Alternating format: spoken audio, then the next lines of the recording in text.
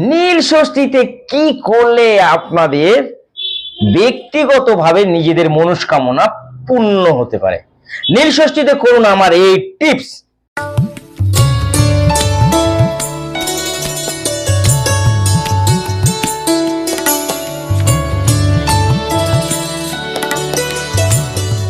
নীল ষষ্ঠীতে অনেক কিছু করা যায়, যেগুলো করলে আমাদের মানসিক শান্তি পাওয়া যায়, মানসিক অশান্তি দুর্ভোগ থেকে বিপদ কাটিয়ে আবার নতুন জীবনে আমরা ঘুরতে পারি।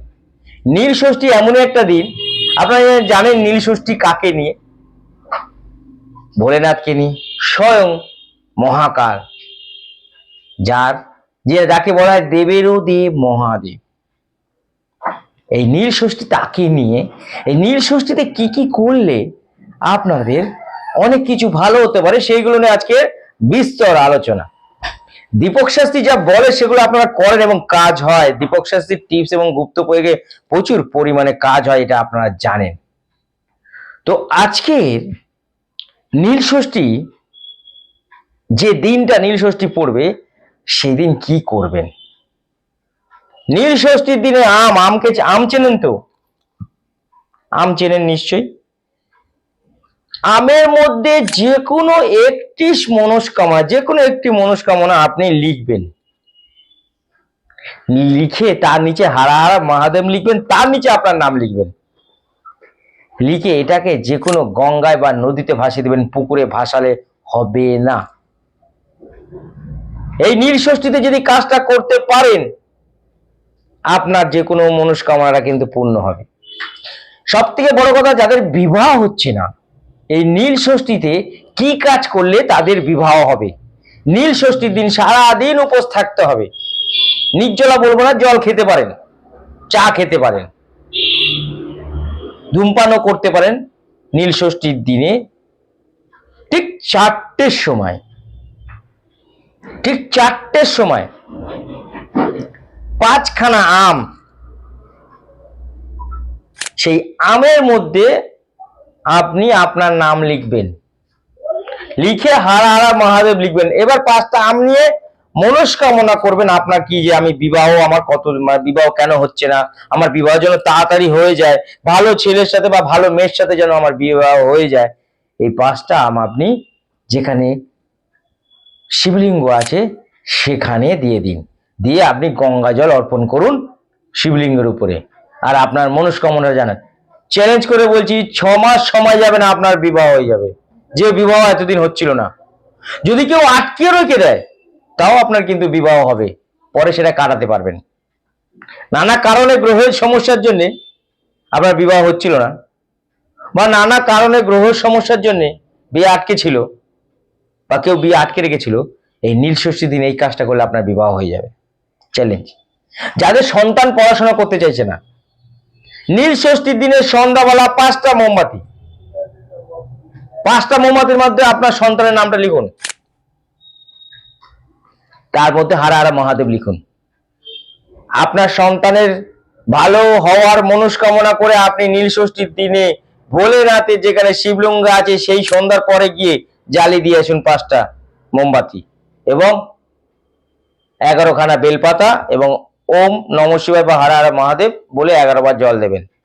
দিয়ে ওইখান থেকে একটু জল আপনি ধরে নিয়ে আসবেন, আর একটা বেলপাতা নিয়ে এসে আপনার সন্তানের বালিশের নিচে বেলপাতাটা দিয়ে দিন, আর ওই সন্তানের মাথায়, আর সন্তান যে রুমে থাকে ওই জলটা একটু ছিটিয়ে দিন। দেখবেন আপনার সন্তানের কত ভালো রেজাল্ট হচ্ছে। চ্যালেঞ্জ। নীল ষষ্ঠীতে করতে হবে এই কাজ, করুন। যারা উন্নতির পথ হারিয়ে ফেলেছে, যে উন্নতি আর আমার হবে না, উন্নতির দিক হারিয়ে গেছে, আমি কি করব, আমার কোনো জায়গা নেই, নীল ষষ্ঠীতে যদি একটি কাজ করতে পারেন, আপনার কাজ হয়ে যাবে। ডমরু চেনেন তো? ডমরু নীল ষষ্ঠীর দিনে উপাস থেকে, মানে নিরামিষ খেতে পারেন। একটি ডমরু ঠিক দুপুর 3:40 থেকে রাত্রে 9:20 মধ্যে ডমরুটা দান করলে আপনার কাজ হয়ে যাবে। করে দেখুন। নীল ষষ্ঠীর দিনে যাদের প্রচুর শত্রু, ব্যবসায় উন্নতি হচ্ছে না, ঋণে জর্জরিত, কিছুই করতে পারছে না, ঋণ থেকে মুক্তি পেতে পারছেন না, একটি ত্রিশূল নিন, লোহার ত্রিশূল বানিয়ে নিন, তার মধ্যে ভালো করে সিঁদুর মাখিয়ে নিন, আর ত্রিশূলের মধ্যে আপনার নামটা লিখুন, আর লিখুন হারা হারা মহাদেব। নীল ষষ্ঠীর দিনে যে কোনো শিবলিঙ্গ মন্দিরে গিয়ে আপনি ত্রিশূলটাকে দাঁড় করে দিন, বা খাড়া করে রেখে দিয়ে আসুন, বা ওখানে দান করে আসুন। ব্যাস, আপনার যে সমস্যা ছিল সমাধান হয়ে যাবে। নীল ষষ্ঠীতে এই কাজগুলো করলে প্রচুর প্রচুর প্রচুর রেজাল্ট পাওয়া যায়। যাদের সন্তানাদি হচ্ছে না, ভালো করে শুনবেন, যাদের সন্তান হচ্ছে না, একদম আপনারা মানে আশা ছেড়ে দিয়েছেন, ডাক্তারও বলে দিয়েছে হবে না, নীল ষষ্ঠীর দিনে ভালো করে শুনবেন কিন্তু,